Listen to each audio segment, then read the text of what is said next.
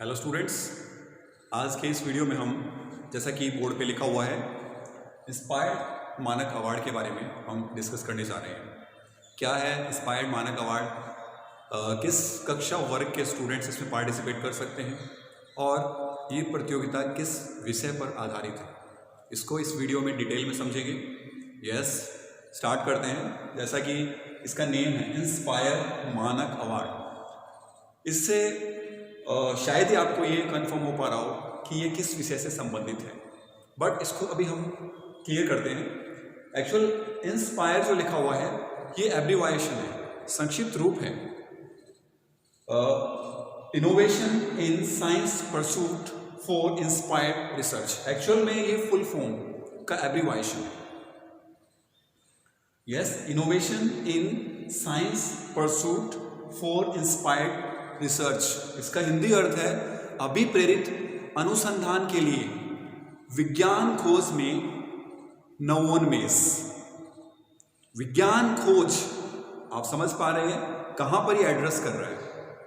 Okay, यानी इसका संबंध एक विज्ञान प्रतियोगिता से है।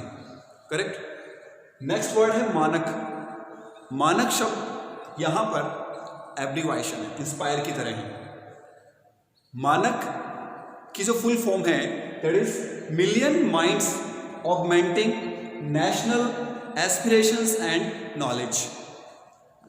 राष्ट्रीय आकांक्षा तथा ज्ञान को बढ़ाते लाखों मस्तिष्क अवार्ड, ये एक प्रतियोगिता है।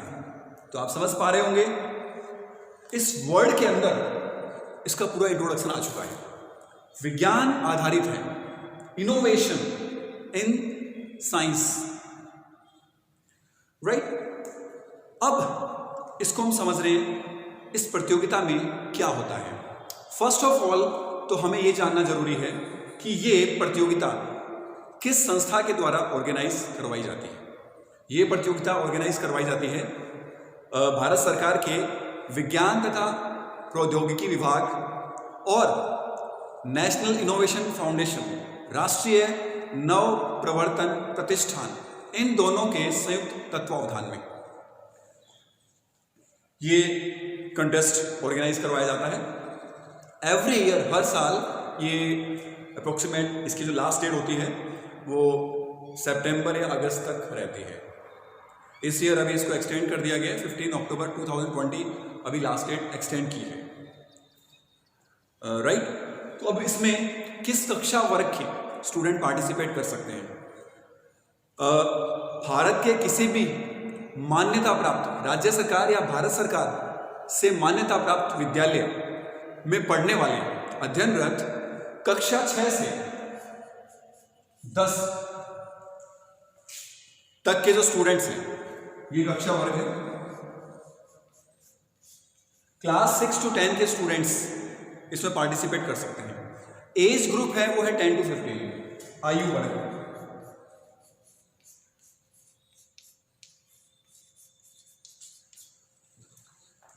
10 इयर्स से 15 इयर्स तक के स्टूडेंट इसमें पार्टिसिपेट कर सकते हैं। करेक्ट। ये तो है एलिजिबिलिटी, पात्रता। अब हम समझ रहे हैं कि इस प्रतियोगिता में आपको क्या सबमिट करना होता है, किस प्रकार की ये कंपटीशन है। और ये एक ऐसी कंपटीशन है जिसमें आपको कहीं भी जाने की आवश्यकता नहीं है। ऐसा नहीं कि कोई एग्जाम सेंटर होगा इनिशियल स्टेज में और वहां जाकर आप पेपर के ऊपर क्वेश्चन एंड आंसर लिख रहे हैं और उनका आंसर दे रहे हैं, फिर रिजल्ट आएगा। ऐसा यहां कुछ नहीं है। यहां पर आपको एक आइडिया देना है और वो विद्यालय स्तर पर प्रत्येक विद्यालय से अधिकतम 5 विद्यार्थियों का नामांकन इंस्पायर मानक अवार्ड के लिए किया जा सकता है। अप्लाई करने के लिए इसका EMIS पोर्टल है, वेब पोर्टल है इंस्पायर्ड मानक अवार्ड का, उस पर नॉमिनेट किया जाता है। ये विद्यालय स्तर पर किया जाता है।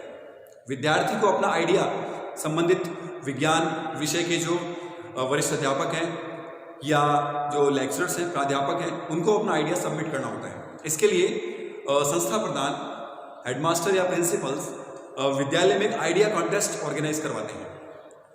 उस आइडिया में बेस्ट 5 आइडियाज को वो सिलेक्ट करते हैं और उनको गाइड करते हुए उनका नॉमिनेशन करते हैं, नामांकन करते हैं इस अवार्ड के लिए। तो ये तो विद्यालय स्तर की प्रक्रिया है। विद्यार्थियों को अपना आइडिया देना होता है, और आइडिया किस विषय से संबंधित होना चाहिए? वो सोसाइटी की किसी समस्या से संबंधित हो, उस पर एड्रेस करें। डिजिटल इंडिया पर आधारित हो सकता है, स्वस्थ भारत पर हो सकता है, स्वच्छ भारत पर हो सकता है, मेक इन इंडिया पर हो सकता है, एग्जिस्टिंग कोई टेक्नोलॉजी है उसमें सुधार के लिए हो सकता है, एनर्जी कंजर्वेशन पर हो सकता है। एक ऐसा आइडिया स्टूडेंट को तैयार करना होता है। वो इनिशियली जब वो सबमिट किया जाता है आइडिया, इसके लिए आपको एक अपना प्रोजेक्ट सिनॉप्सिस तैयार करना होता है। वो विद्यालय स्तर पर उसे सबमिट किया जाता है, और इसके लिए प्रत्येक विद्यार्थी जो भी नॉमिनेट हो रहे हैं उनका बैंक अकाउंट होना अनिवार्य है। विदाउट बैंक अकाउंट आप इसमें नॉमिनेट नहीं हो सकते, क्योंकि इसमें जो अवार्ड राशि है वो डायरेक्ट जो स्टूडेंट है उसके अकाउंट में ट्रांसफर होती है। तो आप समझ रहे हैं स्टूडेंट के लिए क्या आवश्यक है?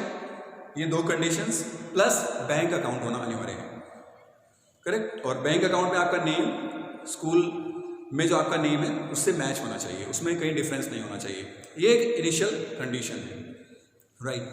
अब हम बात करते हैं कि आपका आइडिया सबमिट करने के पश्चात, जैसे प्रत्येक विद्यालय से 5 विद्यार्थियों ने इसमें नामांकन करवाया। अब क्या होता है? इसके पश्चात पूरे इंडिया से, भारत से 1 लाख आइडियाज को सिलेक्ट किया जाता है। 1 lakh, 1 lakh best ideas, 1 lakh best ideas जो सिलेक्ट होते हैं, प्रत्येक स्टूडेंट को 10,000 रुपीज उसके अकाउंट में ट्रांसफर कर दिए जाते हैं। आपको यहां पर सबसे पहले नॉमिनेशन करवाना होता है, प्रोजेक्ट सबमिट करना होता है, और पूरे भारत से 1 लाख विद्यार्थियों का चयन होता है। 1 लाख विद्यार्थियों को जो मिलने वाली राशि है वो 10,000 रुपीज ईच। प्रत्येक विद्यार्थी को 10,000 रुपये इसके लिए मिलते हैं, क्योंकि आगे जिला स्तरीय, राज्य स्तरीय और राष्ट्रीय स्तर पर जो मॉडल या प्रदर्शनी प्रतियोगिता होती है उसके लिए वो फंड काम में ले सके। जो 10,000 रुपीज उससे मिलते हैं ताकि उस पैसे का उपयोग मॉडल बनाने में, प्रोजेक्ट बनाने में कर सके, राइट। तो ये तो है फर्स्ट स्टेज। अब उसके पश्चात क्या होता है?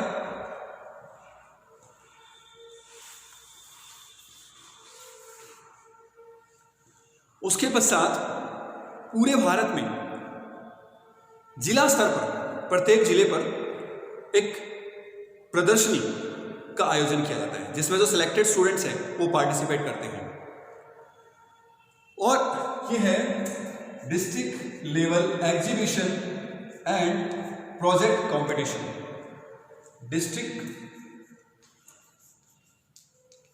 Level exhibition and project competition, इसकी जो फुल फॉर्म है, यानी अब 1 लाख स्टूडेंट जो सिलेक्ट हुए हैं, अब उनका 10% लेना है। 10,000 स्टूडेंट्स का चयन किस प्रक्रिया के द्वारा होता है? DLEPC के द्वारा, district level exhibition and project competition. जिला स्तर की इस प्रतियोगिता के पश्चात टोटल भारतवर्ष से जो स्टूडेंट लिए जाते हैं वो है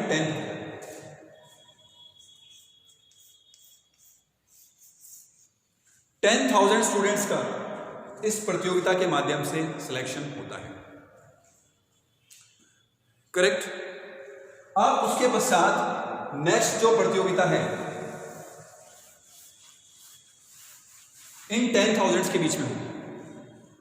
इस प्रतियोगिता में आपको जो आइडिया आपने सबमिट किया है उससे संबंधित मॉडल बनाकर लेकर जाना होता है इस एग्जीबिशन प्रतियोगिता में। नेक्स्ट होता है state level, SLEPC, state level exhibition and project competition. ये स्टेट लेवल के हैं। और उसके पश्चात नेशनल लेवल, स्टेट लेवल की कंपटीशन के पश्चात नेशनल लेवल की कंपटीशन होती है। अब यहां से बेस्ट प्रोजेक्ट्स का चुनाव किया जाता है।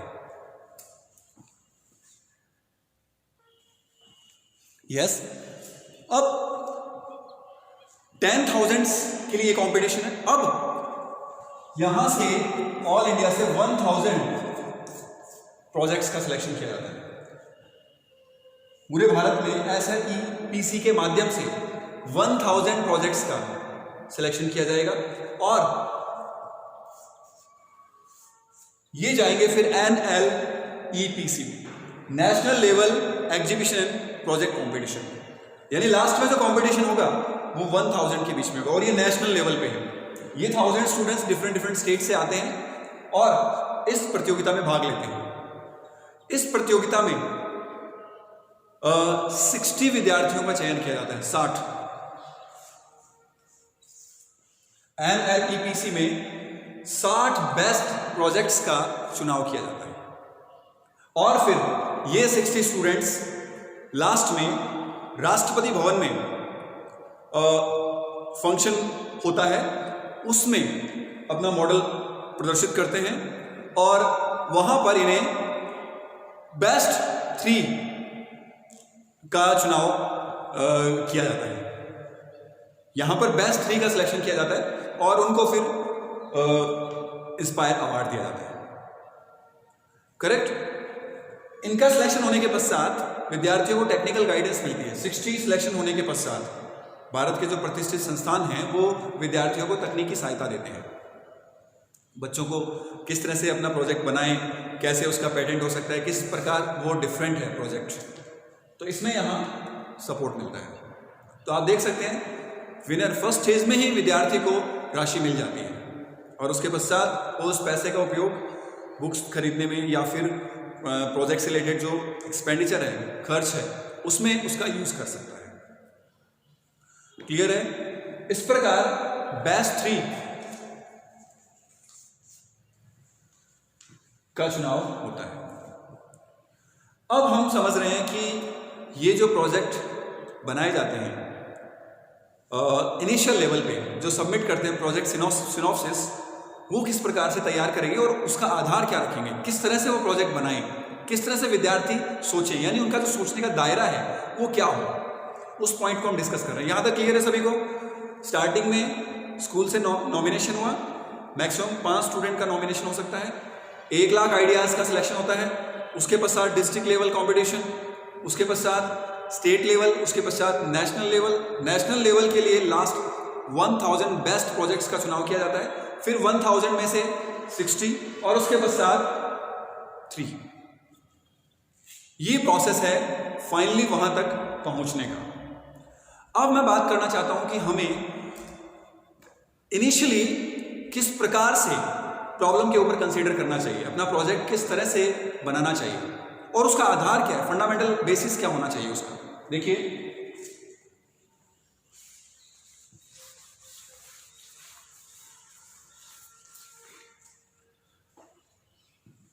एक्चुअल में इस अवार्ड में क्या देखा जा रहा है, कोई राष्ट्रीय समस्या है, समाज की कोई समस्या है, वो आप हल कर रहे हैं किसके माध्यम से, विज्ञान और प्रौद्योगिकी के माध्यम से।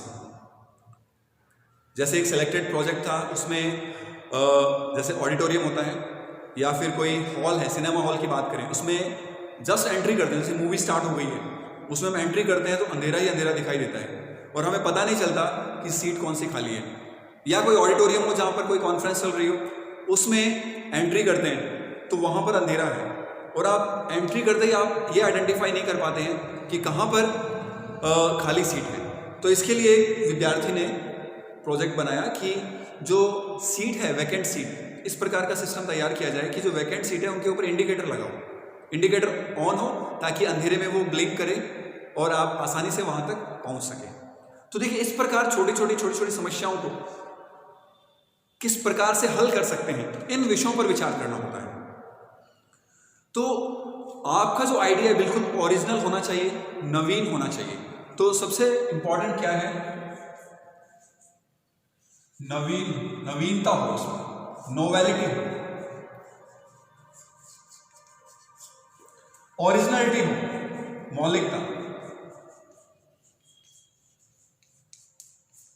ओरिजिनलिटी,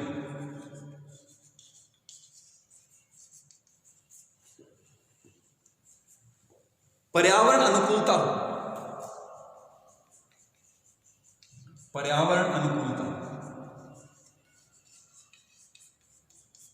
यानी एनवायरमेंट फ्रेंडलीनेस हो, ओके।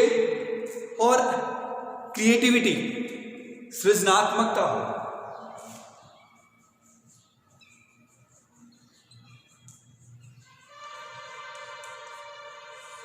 सृजनात्मकता, राइट। और इसमें एक सामाजिक अनुप्रयोग हो, उसका सोशल एप्लीकेबिलिटी, सामाजिक उपयोगिता,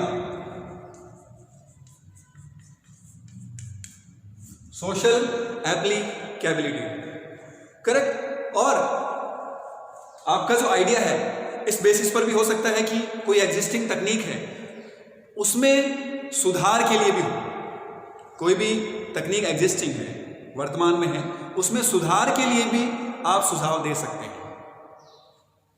तो आपका जो आइडिया है स्टार्टिंग में आप जब सबमिट कर रहे हैं उसका बेस ये होना चाहिए, उसका आधार ये होना चाहिए, नवीनता हो यानी न्यू हो वो आइडिया बिल्कुल, और मौलिकता हो, आइडिया बिल्कुल आपका ओरिजिनल होना चाहिए, ऐसा नहीं कहीं से कॉपी किया हो। क्योंकि आप देख सकते हैं डिस्ट्रिक्ट लेवल, फिर स्टेट लेवल, नेशनल लेवल, फिर वाइवा इंटरव्यू, आपको काफ़ी सारी फेजेस क्रॉस करनी होती है। सो अगर मौलिकता नहीं है तो ऑटोमेटिकली आगे प्रोसीड नहीं हो पाएगा, करेक्ट। तो इन आइडियाज़ के आधार पर आपको अपना प्रोजेक्ट तैयार करना होता है। और अभी आपको बताया स्वस्थ भारत, स्वच्छ Bharat, digital India, make in India, इस तरह से आप अपना प्रोजेक्ट सिनेप्सिस तैयार करते हैं। तो ये एक आधार बताया मैंने कि किस प्रकार से आप अपना आइडिया तैयार करेंगे। अब बात रही कि आप अपना जो प्रोजेक्ट तैयार कर रहे हैं उसको लिखेंगे कैसे, किस प्रकार से लिखेंगे। वेरी इंपॉर्टेंट पॉइंट कि उस प्रोजेक्ट को जो आप सबमिट कर रहे हैं पीडीएफ में जो विद्यालय स्तर पर सबमिट होता है उसको आप लिखेंगे कैसे। आपको यहाँ क्लियर हो गया है कि आपको सोचना किन विषय में है, आप जहाँ भी रहते हैं और जो समस्या फील करते हैं उस समस्या को आप एनालिसिस करें भी क्या उसका समाधान संभव है। आप अपने विद्यालय स्तर पर भी देखें, विद्यालय स्तर से लेके आप घर जाते हैं, घर में जहाँ भी आप किसी समस्या को देखते हैं कि इसका ये हल हो सकता है तकनीक के माध्यम से, उस पर विचार करें। क्योंकि प्रारंभ में आपको केवल आइडिया देना है, राइट, आप समझ रहे हैं। तो इंपॉर्टेंट है किसी समस्या का हल निकालना, समस्या को सॉल्व करना, क्योंकि भारत के अंदर इतनी अधिक जनसंख्या है और हमारे चैलेंजेस भी अधिक हैं, लेकिन विज्ञान और तकनीक के माध्यम से उस चैलेंज को हम कम कर सकते हैं, उस चैलेंज से डील कर सकते हैं। और यहाँ पर यूज़ किया जा रहा है, देखा आपने, कक्षा 6 से लेकर 10 और 10 से लेकर 15 वर्ष के जो विद्यार्थी हैं उनको हम उस मानव संसाधन को यूटिलाइज कर रहे हैं राष्ट्रीय समस्याओं का, सामाजिक समस्याओं का हल करने के लिए। अब वो समस्या एग्रीकल्चर के फील्ड से रिलेटेड से भी हो सकती है, एग्रीकल्चर से, कृषि से संबंधित हो सकती है, और वो किसी एग्जिस्टिंग तकनीक में सुधार के लिए भी हो सकती है, ऊर्जा संरक्षण के लिए भी हो सकती है, पॉल्यूशन को कम करने के लिए भी हो सकती है, और ऊर्जा को किस प्रकार आप बचा सकते हैं उस पर भी हो सकती है। लेकिन आपको ध्यान रखना है किस पर नहीं हो सकती। जैसे अधिकतर कॉमन प्रोजेक्ट्स आपने देखे हैं विज्ञान प्रदर्शनियों में, हाइडल पावर प्रोजेक्ट वाले हैं, टरबाइन से बिजली बनाना, ये जो नॉर्मल प्रोजेक्ट्स हैं वो सिलेक्ट नहीं होते हैं। नए जो डिफरेंट प्रोजेक्ट्स हैं उनका ही सिलेक्शन होता है। बहुत सारे हैं, जैसे वाटर लेवल इंडिकेटर के प्रोजेक्ट हैं, ये बहुत कॉमन हो चुके हैं। जैसे टंकी में पानी भर गया तो उसके ऊपर इंडिकेटर लगाना, ये बहुत कॉमन सा हो गया है। Letter box indicator, dustbin indicator, तो जो कॉमन आइडियाज़ हैं वो उनका सिलेक्शन नहीं होता है। आइडिया बिल्कुल डिफरेंट होना चाहिए और वो लार्ज स्केल पे किसी समस्या पर एड्रेस करें। इंपॉर्टेंट पॉइंट है, प्रॉब्लम को एड्रेस करें। अल्टीमेटली टेक्नोलॉजी के माध्यम से हम समस्या को हल कर रहे हैं, यहां आपको यह समझना है।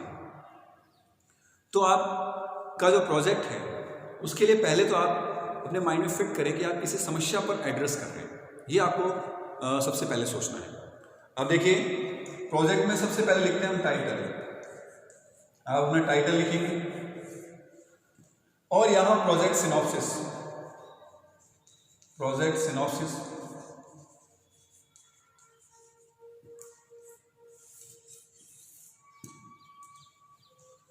प्रोजेक्ट सिनॉप्सिस क्या है? इसमें आप ये बताएंगे प्रोजेक्ट किसके बारे में है और ये कौन सी समस्या को हल कर रहा है और उसका फिर लाभ क्या होगा, किस प्रकार से ये उपयोगी है। इन 3 पॉइंट्स पर आपको अपना प्रोजेक्ट सिनॉप्सिस तैयार करना होता है। फर्स्ट, कि आपकी प्रॉब्लम क्या है, किस समस्या पर आप एड्रेस कर रहे हैं और फिर उसका एडवांटेज क्या है, लाभ क्या है, किस प्रकार से वो नेशन के लिए उपयोगी हो सकता है। तो इन पॉइंट्स पर आपको एक प्रोजेक्ट सिनॉप्सिस तैयार करना होता है और इसके साथ में आप उसका स्केच, उस मॉडल का स्केच या फोटो भी इसके साथ अटैच कर सकते हैं। और उस पर अगर कोई वीडियो हो तो अभी वीडियो का भी ऑप्शन है। जब हम इसको सबमिट करते हैं पीडीएफ को, उसके नीचे वीडियो का भी ऑप्शन है। हालांकि उसको अपलोड करना जरूरी नहीं है, लेकिन अगर आप चाहें तो प्रोजेक्ट से संबंधित अपना एक वीडियो भी अपलोड कर सकते हैं उस पर, राइट। तो इस तरह से आपको अपना प्रोजेक्ट सिनॉप्सिस तैयार करना है। पॉइंट्स आपको मैंने बताया किन किन पॉइंट्स पर आधारित होना चाहिए। प्रोजेक्ट किस पर आधारित है, किस पर आधारित है, किस समस्या का हल कर रहा है, किस समस्या का हल है, और नेक्स्ट है इसका लाभ क्या है, एडवांटेज क्या है। तो इस प्रकार आप अपना प्रोजेक्ट तैयार करेंगे। तो ये इस वीडियो में मैंने विद्यार्थियों के लिए एक छोटी सी जानकारी देने की कोशिश की है। तो पूरा चैनल आपको समझ में आ गया होगा और मैं सजेस्ट करना चाहूँगा स्टूडेंट्स को कि वो इस तरह एक्टिव पार्टिसिपेट करें। अपनी वातावरण, जिस वातावरण में रह रहे हैं, जिस जगह वो रह रहे हैं, वहाँ की जो समस्याएं हैं उनको वो हल करने के लिए तकनीकी का उपयोग करने का किस प्रकार से आप सुझाव दे सकते हैं। और ये बहुत ही अच्छा है क्योंकि कुछ स्टूडेंट्स ऐसे होते हैं जो बहुत ही टेक्निकल माइंडेड होते हैं। तो एक बहुत अच्छी व्यवस्था है और स्टार्टिंग में 1 लाख आइडिया सेलेक्ट हो रहे हैं, तो ये काफ़ी बड़ा नंबर है। तो इस विषय में आपको थोड़ा विचार करना चाहिए। तो आई होप ये क्लियर है। Thank you.